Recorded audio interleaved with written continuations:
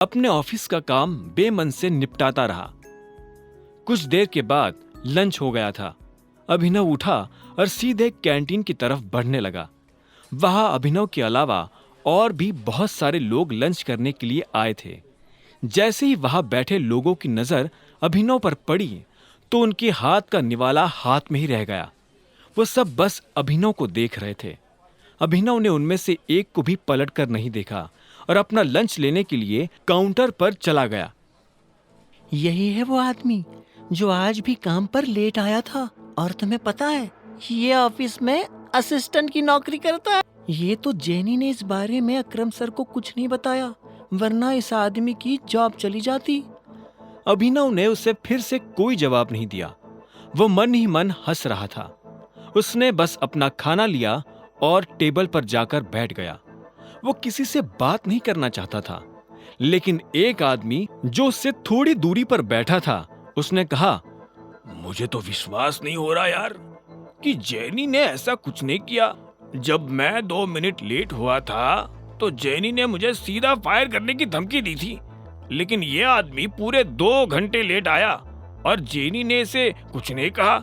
हो सकता है कि इसके मैनेजर को इस बारे में अभी तक कुछ पता नहीं चला है, लेकिन ये बात मैनेजर से ज्यादा टाइम तक छुपी नहीं रहने वाली है। आज नहीं तो कल वो इस लड़के के खिलाफ एक्शन जरूर लेगा, एक दूसरे लड़के ने कहा। तभी अभिनव से एक लड़की ने पूछा, तुम यहाँ पर ऑफिस असिस्टेंट का काम करते हो? अभिनव इस आवाज को सुनते ही पहचान गया था कि ये किसकी आवाज है।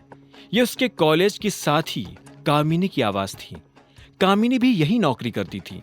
कामिनी अभिनव के सामने आकर बैठी और बोली, अगर तुम इतनी छोटी सी नौकरी करते हो तो उस दिन तुमने रियूनियन पार्टी में इतना मोटा बिल कैसे चुकाया था? अभिनव ने उसकी बात के जवाब में कहा, अगर तुम भी अपने अगले वर्ल्ड टूर के लिए जाने वाली थी तो फिर यहां नौकरी क्यों कर रही हो? अभिनव के मुंह से ये बात सुन कामिनी एक पल के लिए जम गई थी। उसका मुंह सूखने लगा था।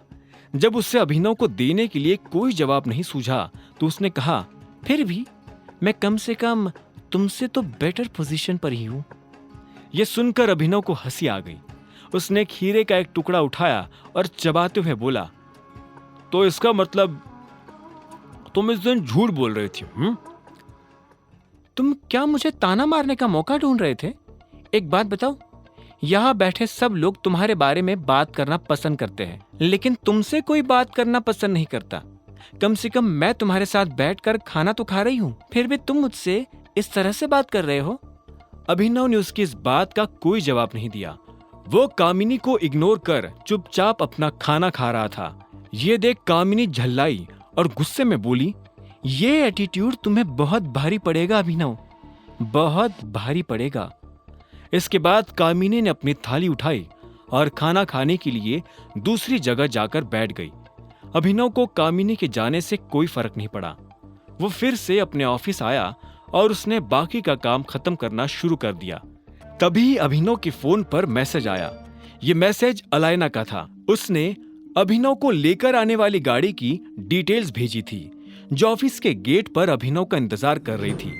जैसे ही अभिनव लिफ्ट से निकलकर ऑफिस के दरवाजे से बाहर आया तो उसने देखा कि दरवाजे पर एक महंगी सी गाड़ी खड़ी थी। गाड़ी का ड्राइवर गाड़ी के बाहर खड़ा था। अभिनव को आते देख उसने तुरंत गाड़ी का दरवाजा खोला और अभिनव से कहा, अभिनव सर चले। पीछे से आ रही कामिनी ने जब यह सब देखा तो उसके होश उड़ गए। एक ड्राइवर इतनी महंगी सी गाड़ी का दरवाजा खोलकर खड़ा था, वो भी अभिनव के लिए। ये बात कामिनी को हजम नहीं हो रही थी। उसे अभिनव पर शक होने लगा था। इधर अभिनव गाड़ी में बैठ गया। अचानक से उसकी नजर कामिनी के चेहरे पर पड़ी। उसका मुंह खुला का खुला था और वो बस अभिनव को देखती जा रही थी। इतने में ड्राइवर ने अभिनव से पूछा, सर म्यूजिक ऑन कर सकता हूं? अभिनव ने हाँ में सिर हिलाया और बोला, लेकिन हम लोग जा कहाँ रहे हैं? अलायनास पैराडाइज, ड्राइवर ने कहा। यह नाम सुनते ही अभिनव के चेहरे पर मुस्कान आ गई। उधर कामिनी ने जब अभिनव को उस गाड़ी में जाता देखा तो उसका ब्लड प्रेशर बढ़ गया था। अब आगे क्या होने वाला था? ड्राइवर के मुंह से अलायना के घर का नाम सुनकर अभिनव हैरान हो गया था। उसे अलायना के घर पहुंचने से पहले ही यह एहसास होना शुरू हो गया था कि वो सच में किसी पैराडाइज में दाखिल होने वाला है। कुछ देर के बाद जब अभिनव की गाड़ी अलायना के घर के आसपास के हिस्से में दाखिल हुई तो अभिनव की नजर सड़क के दाएं बाएं बनी उन ऊंची इमारतों पर पड़ी। कुछ देर चलने के बाद अभिनव एक बड़ी सी बिल्डिंग को अपनी आंखों से देख रहा था। वो किसी का घर था। अनन्या सिंह का घर। उसके आगे झोपड़ी भी नहीं था। अभिनव ने देखा कि उस घर पर अलायनास पैराडाइज लिखा हुआ था। अभिनव समझ गया था कि अलायना कितनी अमीर थी। साथ ही उसके मन में रह रहकर यह भी ख्याल आ रहा था कि अगर अलायना इतनी अमीर है तो वो खुद कितना अमीर होगा। अभिनव से अब रहा नहीं जा रहा था और वो बेसब्री से इस सवाल का जवाब जान लेना चाहता था। क्या हम अंदर चल सकते हैं मिस्टर गेडवाल? तभी ड्राइवर ने अभिनव से बहुत प्यार से पूछा। अभिनव ने जितना सोचा नहीं था, ड्राइवर उसे उससे ज्यादा इज्जत दे रहा था। अभिनव ने हाँ में सिर हिलाया और ड्राइवर उसे अपने साथ अंदर की तरफ ले जाने लगा। जैसे ही वो अंदर आया तो उसकी नजर अलायना से मिली। अलायना सोफा पर बैठी हुई थी और उसके हाथ में वाइन का ग्लास था। अलायना के चेहरे पर चमकदार मुस्कान थी और जैसे ही उसकी नजर अभिनव से मिली तो उसकी मुस्कान में और ज्यादा चमक आ गई थी। उसने अभिनव से पूछा, अभिनव, तुम मेरे साथ मजाक तो नहीं कर रहे? अलायना की आवाज में तंज छुपा हुआ था। इससे पहले कि अभिनव उसकी बात का कोई जवाब देता, अलायना अपनी जगह से उठी और उसने टेबल पर रखा दूसरा वाइन का ग्लास उठा लिया। वो धीरे धीरे अभिनव की तरफ बढ़ती जा रही थी। उसने अभिनव की तरफ दूसरा ग्लास बढ़ाते हुए पूछा, सारी दुनिया में तुम्हें शादी करने के लिए अनन्या सिंह ही मिली थी? ये सवाल सुनकर अभिनव हैरान हो गया। उसने एक पल के लिए अलायना की आंखों में देखा और बोला, तुम्हें ऐसा क्यों लगता है? तुम टाइगर हो और अनन्या सिंह का स्टेटस तुम्हारे स्टेटस से दूर दूर तक मैच नहीं करता है। कोई टाइगर किसी बकरी से शादी कैसे कर सकता है?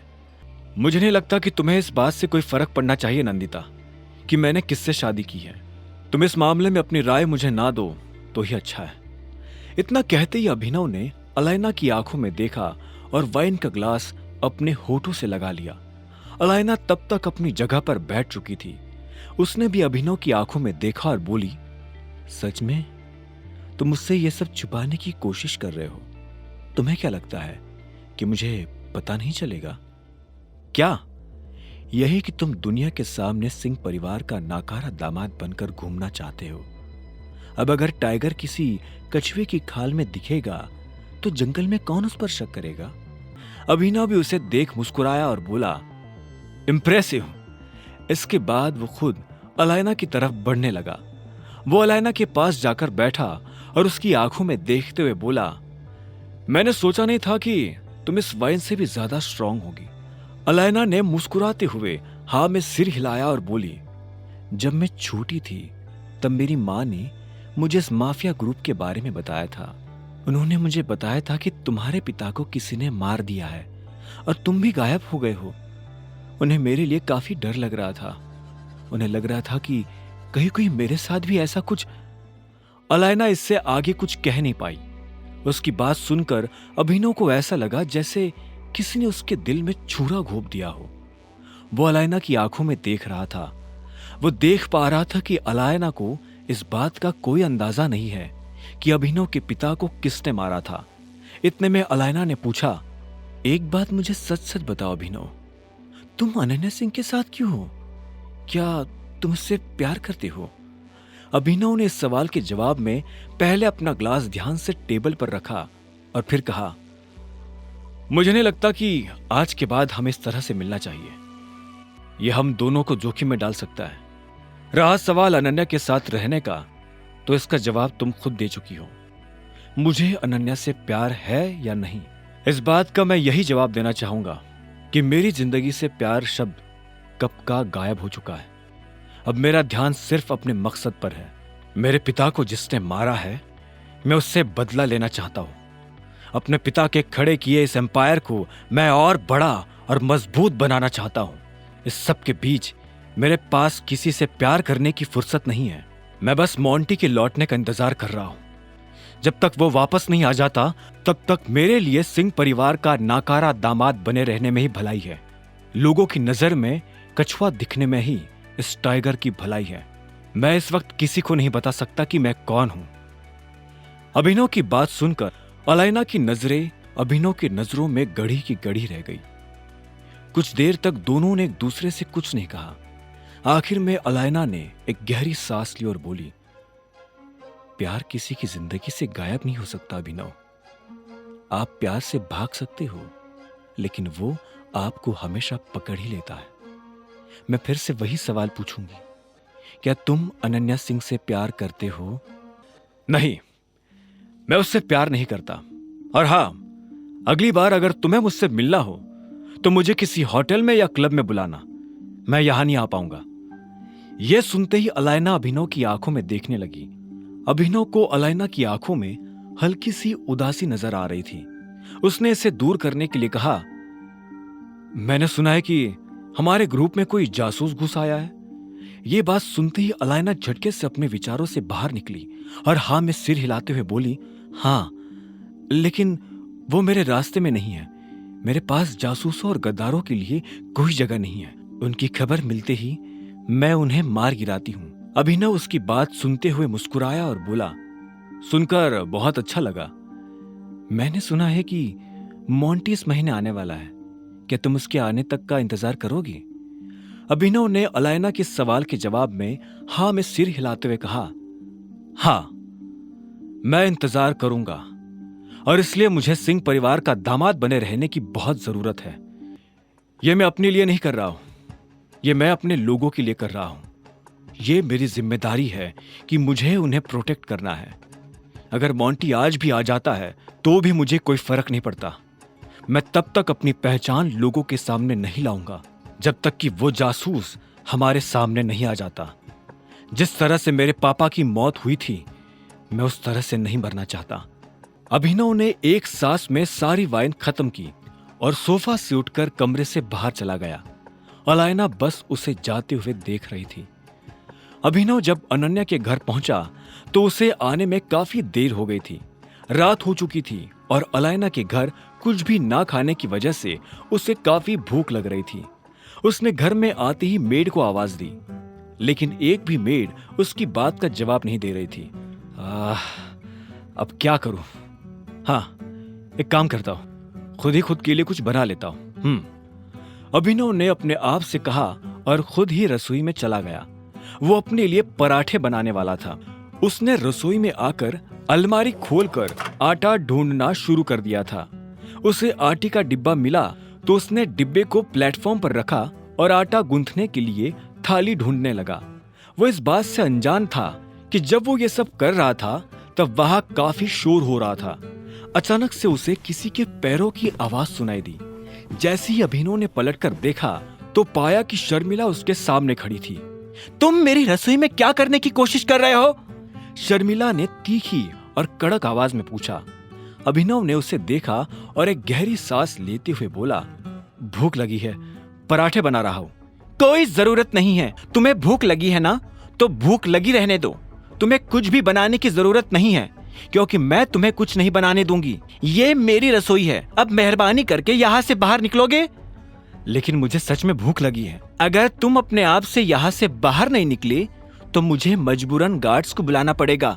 वो तुम्हें धक्के मारकर यहाँ से बाहर निकालेंगे, शर्मिला ने हल्की सी ऊंची आवाज में कहा। अभिनव ने पहले आटे के खुले डिब्बे को देखा और फिर से गहरी सांस लेकर रसोई से बाहर निकलने लगा। इससे पहले कि वो बाहर निकल पाता, पीछे से शर्मिला ने फिर से चिल्लाते हुए कहा, मैंने तुम्हें जो कहा था उसे भूलने की गलती भी मत करना।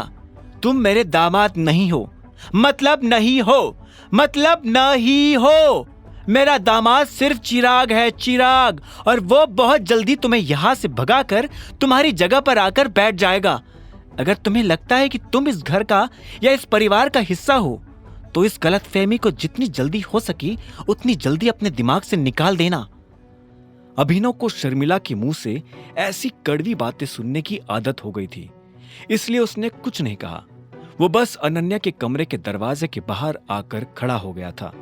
अंदर से अनन्या के जोर जोर से हंसने की आवाजें आ रही थी। अभिनव ने जब अनन्या के हंसने की आवाज सुनी तो उसने धीरे से कमरे का दरवाजा खोल दिया और धीरे से कमरे के अंदर चला आया। तब उसने देखा कि अनन्या किसी से फोन पर बात कर रही थी। अनन्या ने कहा, नहीं, मैं पूरी तरह से श्योर नहीं हूं कि वो मेरे बर्थडे पर इस चीज का अनाउंसमेंट कर देंगे। हाँ हाँ, अरे मैं बता तो रही हूँ कि कॉन्ट्रैक्ट फाइनल हो गया है।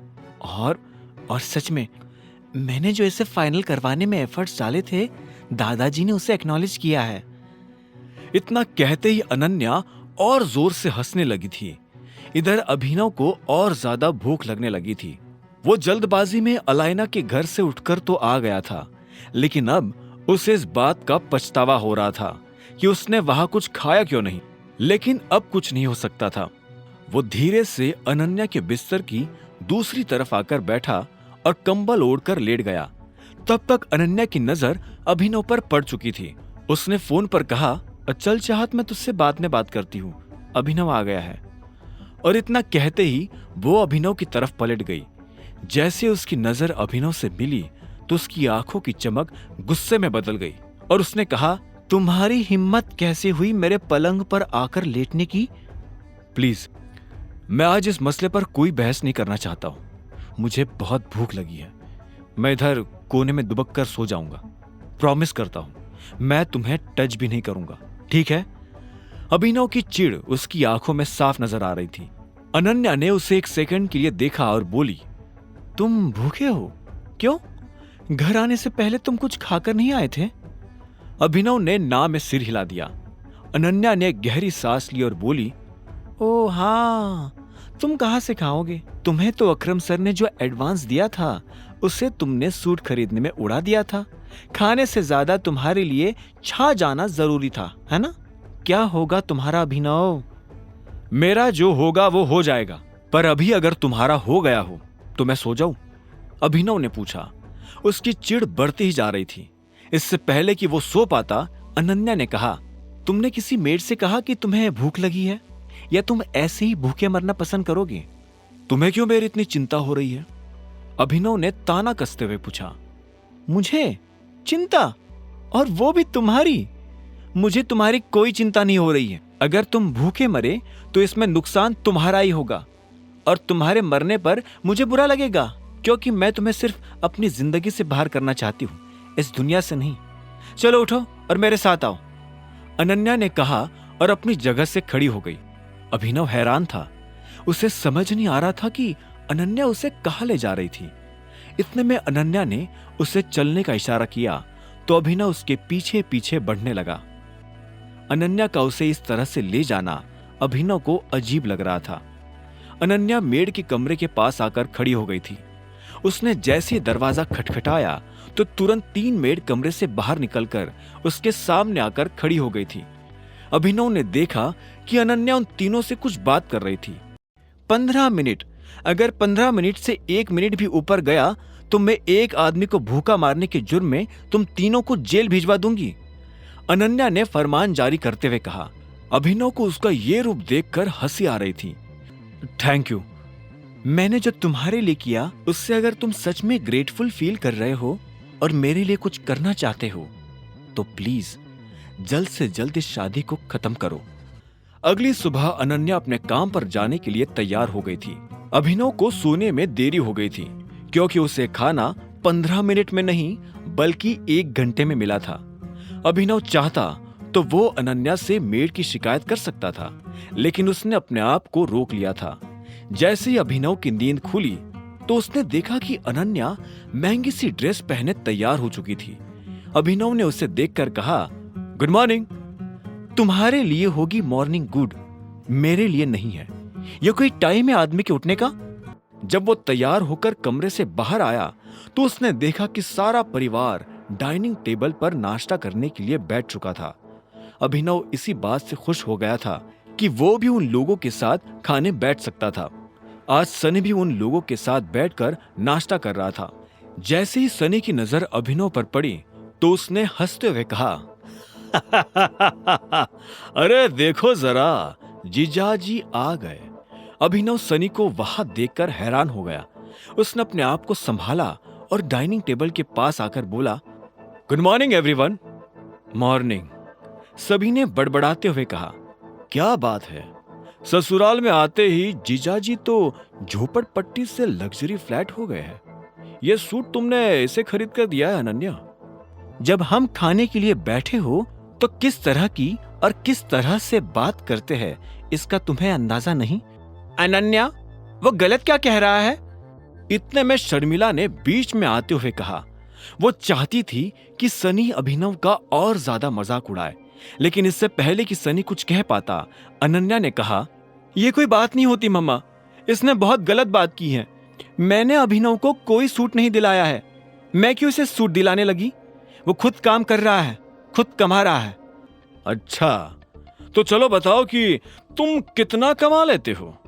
इससे पहले कि अभिनव उसकी बात का कोई जवाब देता, अनन्या ने अभिनव की तरफ देखते हुए कहा, तुम्हें सब में पढ़ने की जरूरत नहीं है अभिनव। दादाजी, हमें काम पर जाने के लिए देर हो रही है, चलते हैं। हमें? अभिनव ने हैरान होते हुए कहा और अनन्या को देखने लगा। अनन्या ने भी अभिनव को देखा और हाँ में सिर हिलाते हुए बोली, चलो। उसकी आवाज सुनकर लग रहा था कि वो काफी जल्दी में है। ऐसे में अभिनव भी अपनी जगह से खड़ा हुआ और अनन्या के पीछे निकल पड़ा। जैसे ही वो दोनों घर से बाहर आए तो इतने में अनन्या बीच में रुकी और बोली, मैंने तुम्हें बचाया है, इसलिए तुम्हें मुझे थैंक यू बोलने की जरूरत नहीं है। असल में मैंने तुम्हें नहीं, अपने आप को बचाया है। चलो मेरे साथ मेरी गाड़ी में आ जाओ, मैं तुम्हें छोड़ दूंगी। लेकिन अगर तुम मुझे ऑफिस तक छोड़ने जाओगी तो तुम्हें मुझे शाम को लेने भी आना पड़ेगा। यह सुनते ही अनन्या ने एक पल के लिए अभिनव को देखा और बोली, ठीक है। यह सुनते ही अभिनव अनन्या की गाड़ी में बैठ गया और दोनों ऑफिस जाने के लिए रवाना हो गए। रोज के मुकाबले आज अभिनव भले ही जल्दी ऑफिस आ गया था, लेकिन उसकी पीठ पीछे उसके बारे में जो बातें होती थी वो आज भी थमने का नाम नहीं ले रही थी। बहुत से लोग यही कयास लगा रहे थे कि आखिर मैनेजर अभिनव के साथ क्या करने वाला था। अभिनव लिफ्ट के पास आकर खड़ा हो गया था, जो कि पहले से भरी हुई थी। इससे पहले कि लिफ्ट का दरवाजा बंद होता और वो ऊपर जाती, अभिनव उसमें चढ़ चुका था। जैसे वो अंदर आया तो इतने में उसके पीछे से किसी ने फुसफुसाते हुए कहा, देख रहे हो इसकी बहादुरी? गुड मॉर्निंग अभिनव जी, कैसा रहा कल आपका दिन? इतने में अभिनव को जैनी की आवाज सुनाई दी। वो भी लिफ्ट में अभिनव के साथ थी और उसे देखकर मुस्कुरा रही थी। अभिनव ने उसे देखा और बोला, बहुत बढ़िया, तुम्हारा दिन कैसा था? मेरा भी बढ़िया था, जैनी ने कहा और मुस्कुराने लगी। कुछ देर के बाद लिफ्ट का दरवाजा खुला और अभिनव लिफ्ट से बाहर निकलकर अपने कैबिन की तरफ बढ़ने लगा। इससे पहले कि वो अपनी कुर्सी पर जाकर बैठ पाता, उसका फोन बजने लगा था। उसे समझ नहीं आ रहा था कि इतने सुबह सुबह उसे कौन फोन कर रहा था। उसने फोन उठाया और बोला, हेलो, गुड मॉर्निंग, मैं एके प्राइवेट लिमिटेड का मैनेजर बात कर रहा हूँ, अभी के अभी मेरे ऑफिस में आ जाओ। उधर से एक आदमी ने भारी सी आवाज में कहा और बिना अभिनव का जवाब सुने फोन काट दिया। अभिनव ने भी फोन रखा और उठकर मैनेजर के कैबिन की तरफ बढ़ने लगा। वो मैनेजर के कैबिन के बाहर पहुंचा और दरवाजा धीरे से खटखटा दिया। दरवाजा खटखटाने के बाद उसने कहा, हेलो, मैं अभिनव गढ़वाल, और मैं। इससे पहले कि वो अपनी बात पूरी कर पाता, उधर से एक लड़की ने कहा, जो कहना है अंदर आकर कहो। अभिनव जब अंदर आया तो उसने देखा कि वहां एक लड़की खड़ी थी और वो और कोई नहीं बल्कि कामिनी थी। गुड मॉर्निंग, अभिनव ने मैनेजर से बहुत शालीनता के साथ कहा। मैनेजर ने उसे एक पल के लिए घूरते हुए देखा और आखिर में बोला, मुझे ये सब फॉर्मेलिटीज पसंद नहीं है, सीधा पॉइंट पर आता हूं। तुम्हें क्या लग रहा है हमने ये कंपनी मजाक करने के लिए खोली हुई है? मैं समझा नहीं, अभिनव ने अपनी पलक झपकाते हुए कहा। मैनेजर ने फिर से अभिनव को एक पल के लिए घूरा और बोला, अच्छा, मैं अभी समझाता हूं। इतना कहते ही उसने अपनी टेबल के ड्रॉअर में हाथ डाला और उसमें से एक एनवलप बाहर निकालकर अभिनव की तरफ बढ़ा दिया। अभिनव ने एनवलप हाथ में लिया और उसे खोलकर देखने लगा। उसने देखा कि उसमें एक लेटर था। अभिनव ने उस लेटर को पढ़ा और हैरान होकर मैनेजर की तरफ देखते हुए बोला, आप मुझे नौकरी से निकाल रहे हैं? यह सुनते ही मैनेजर के चेहरे पर मुस्कान आ गई और वो बोला, क्या बात है, मुझे तो लगा था तुम्हें पढ़ना भी नहीं आता होगा, लेकिन अच्छा है कि तुमने ये सब खुद ही पढ़ लिया। मैं अपने मुंह से नहीं कहना चाहता था, लेकिन तुम्हारी मनमानी हद से ज्यादा बढ़ गई थी, इसलिए मुझे तुम्हें निकालना पड़ रहा है। तुमने इसके बारे में अकरम को बताया? अभिनव ने कहा, आगे की कहानी जानने के लिए देखें अगला एपिसोड सिर्फ पॉकेट एफएम के यूट्यूब चैनल पर, और द रिटर्न ऑफ टाइगर के सारे एपिसोड्स को सुनने के लिए डिस्क्रिप्शन में दी लिंक से डाउनलोड करें पॉकेट एफएम ऐप।